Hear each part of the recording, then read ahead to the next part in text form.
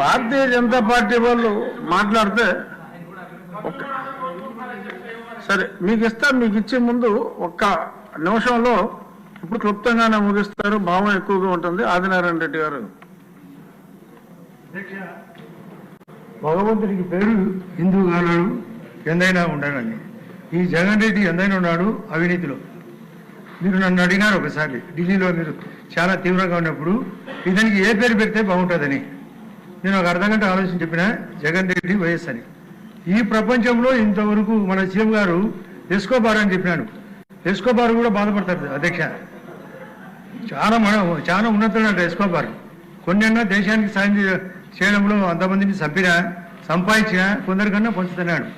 ఇతనికి ₹1 బిల్లు కూడా బయటకు తీసేది తెలియదు. నేను దగ్గరుండే వ్యక్తిని, మీరు కూడా దగ్గరున్నారు. కాబట్టి ఇటువంటి వ్యక్తి ఈ ఫ్రాడ్ చేయడం ఎంత చిన్నది అధ్యక్ష. నేను అందరూ అంటున్నారు 1,00,00,000 కోట్లని.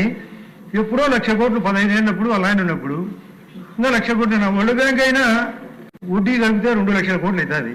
అతను ఇప్పుడు ఎంత సంపాదించినాడు అనేది వీళ్ళందరికీ తెలుసా? ఎంత సంపాదించినది? ప్రతి దాంట్లో అంగడి. ఆయన పెట్టినది పెద్ద అంగడి, వాళ్ళ ఎమ్మెల్యేలు ఎంపీలు చిన్న అంగడి, ఇంకా చిన్నోళ్ళు చిల్లర అంగడి. ఇటువంటి వ్యక్తిని మనం ఒక గంట తిట్టినా కూడా అతనికి సరిపోదు. అతను ఎట్లో ఒకటి అతన్ని పిలిపేయండి అధ్యక్ష. నమస్కారం అధ్యక్ష. ఇప్పుడు